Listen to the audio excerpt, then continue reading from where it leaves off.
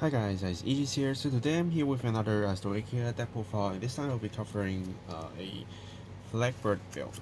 But this Flagburg build is going to be different, which I will be doing another one as well.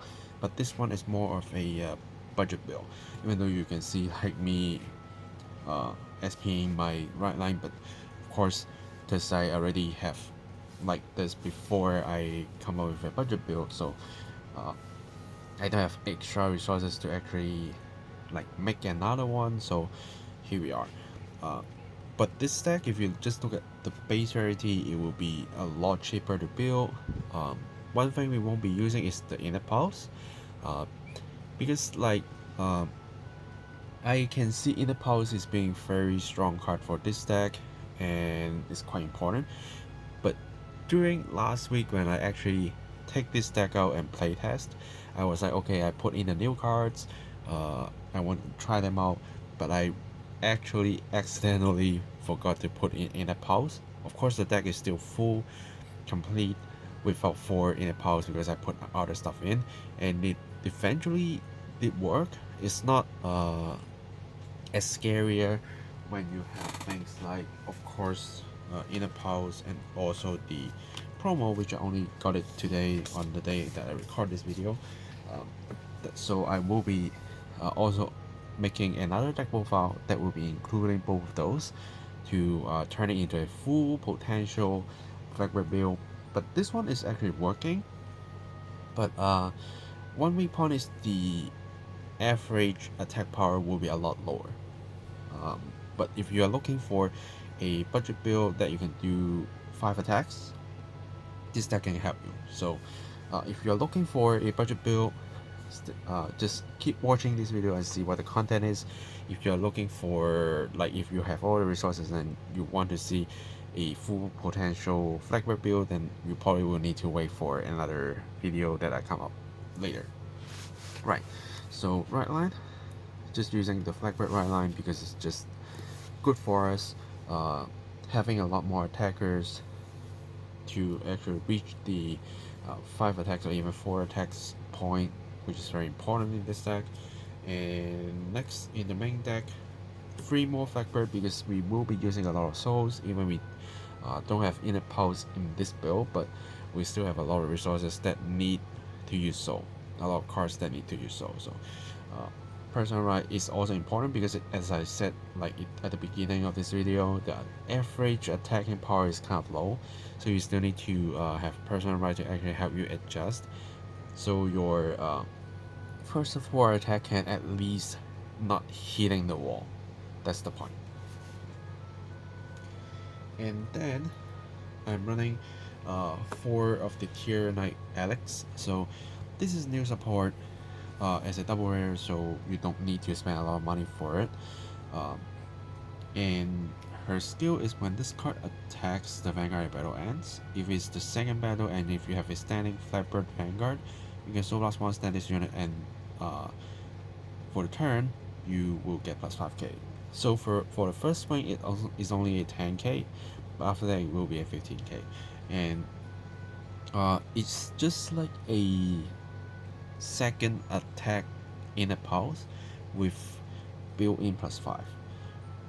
The only weak point is you have to attack the Vanguard in order to actually activate the skill, but you don't need your opponents to be gravely higher, which is in a pulse limitation for restand. So you can actually do this kind of swings a lot faster to actually get 5 attacks a lot easier with her if you are going first while opponents still on grade 2. And this card will still hit because your opponents will be 10k unless they play something weird, which so far I don't think that exists in standard, but maybe later there will be.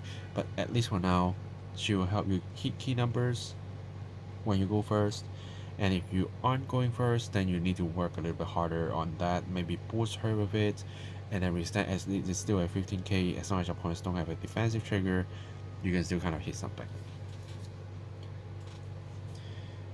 And then I am using this I think it's Float Assault. So this is a common card, grade 2, that released with DBT7. Usually I don't think a lot of people will actually think of using this card, but if you are looking for a budget build, this card is actually helping you a lot. Now this card's skill is a once per turn rigor skill. When this unit attack hits, and if you have a standing Flagburg Vanguard, you can actually stand this card. It doesn't state which number of attack it is. As long as your Flagburg is standing and it hits, that's fine, right? Now it also didn't tell you to hit the Vanguard, so you can actually try to hit some annoying intercepts. For example, if you are facing like those hero stuff, they do have kind of strong defense with their regards, and you can just hit them, right? And your opponents will need to drop you something, because if they don't drop you something, you will withstand. So they will be a lot more aggressive when guarding against flow assault, which is good for you, at the same time bad for you. Good for you meaning they are dropping resources to protect something that they probably won't care, because they just don't want you to withstand for whatever reason that is, because Flagburg need to counter attack, right? Even if we are facing like hitting a wall, it still count that attack is being made, right? And then you still have your Alex to actually withstand, so just by hitting with this and attack with this, you already get 5, and you only need a Soul Blast and a Counter Blast for this. So cost effective wise, it's actually quite good, but of course the weak point is it's only a 10k. So if you're attacking one of the regards and they intercept with the other regards, then that's the end. But we are looking for a budget option, and this card actually helped me out, because when your opponent is kind of lacking resources while you're trying to push them early game, they might need to actually keep some of the cards in order to stay protected, and instead of dropping a 5k to a regard, they might just kind of like hoping to lose it and then get a defensive so you won't hit them again, something like that. So they end up letting the regard go. Sometimes people think this way. So this card is actually kind of tricking your opponents on what they want to do, and you, as long as you have a Alex right there, or like another Ascendant Assault right there, you can still find a way to withstand. So don't need to worry about that too much, even though with Ascendant Assault, you actually need other regards to attack the Vanguard, so that's another tricky point. But at least you can use this to attack a grade 2 Vanguard and withstand your Ascendant Assault to do at least 4 attacks for Flagburg. Then you can at least pop 2 regards, right? So it's not that bad, but if you are not looking for a budget option, then of course you probably won't be looking about this card. But we are looking for budget option, things that works, and it's just a common, and it did something good, so it's there.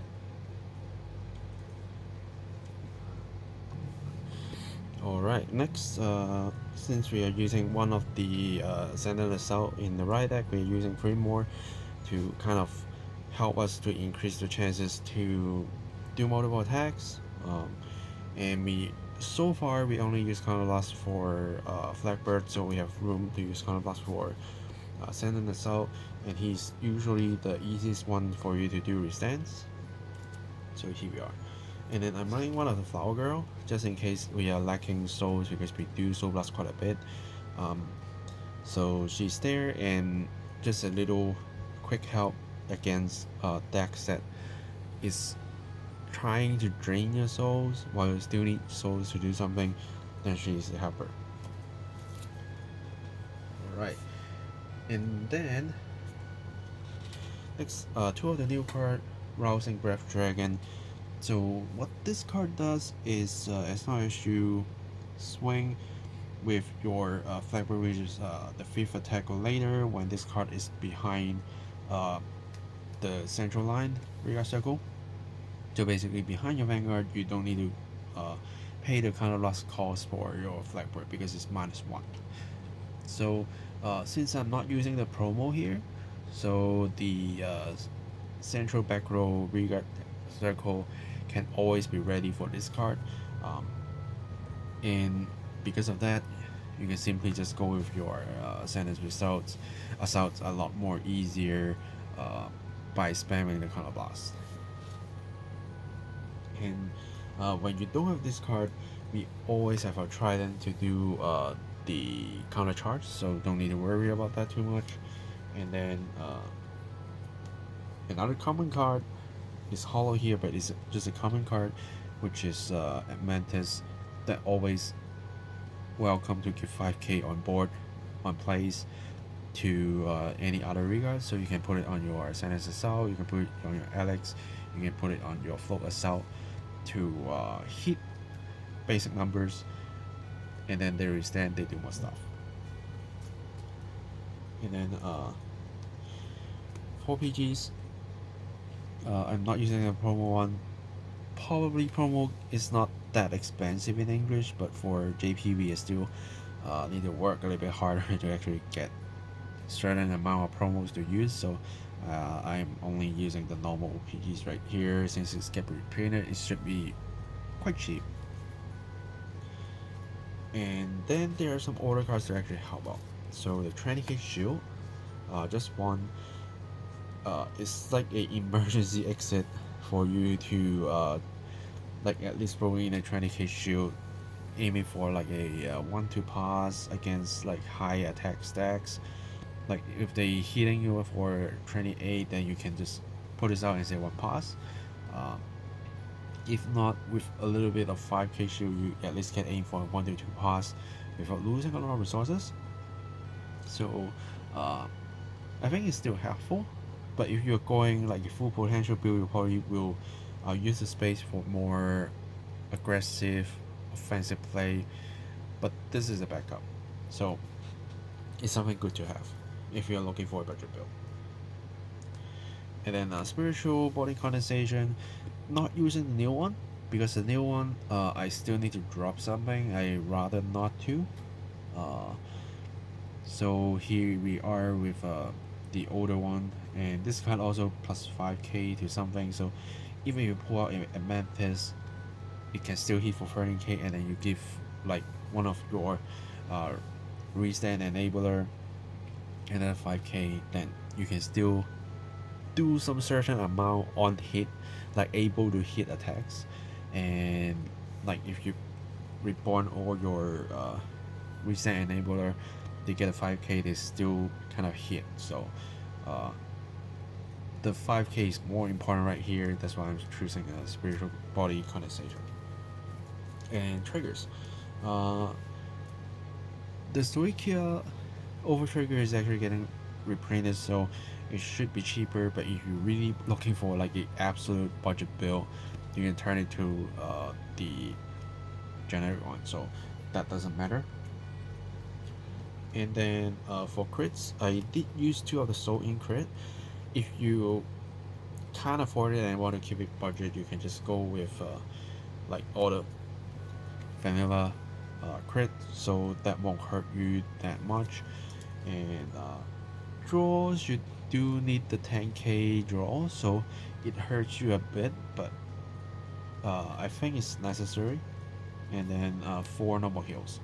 So overall, if you look at the whole build, the most expensive cards will probably be the effect triggers, your Flagburg, and maybe your over trigger depending on what you choose. Then the rest is basically commons, rares, and double rares. So it wouldn't hurt you too much to actually build this deck out. Then you can try out Flagburg, see how it works. Even though the attack power is slightly lower to a full potential one, but some people, like, I do want to try out the deck, but I don't have that much of the money to actually get every single stuff. Like, I can get myself Flagburgs, but then the other ones, like Inlet Pulse, could be expensive sometimes, right? Depending, even though we don't have the Ray Force to actually support that anymore, but there's a lot of decks that you can use in a pulse, so you rather save the money for something else, or you just can't afford it sometimes. Then at least you can use like these options to build a deck. It's not a deck that you cannot win with it, but you just need to be playing it more carefully, which actually also trains you how to plan your attacks and not always go in for 5, sometimes you go in for 4, something like that. And since you're not hitting like high numbers, so maybe like after your Ascendant's Assault restands, instead of attack it again to a wall, you might go with Flagburg first and see if you have triggers to apply onto your Ascendant's Assault and attack with it. A lot of things can happen. So this actually trains you how to do your attack sequence more carefully while learning like the basics of playing Flagburg. So as an entry deck, as a budget deck, I think it's actually quite fun to try out.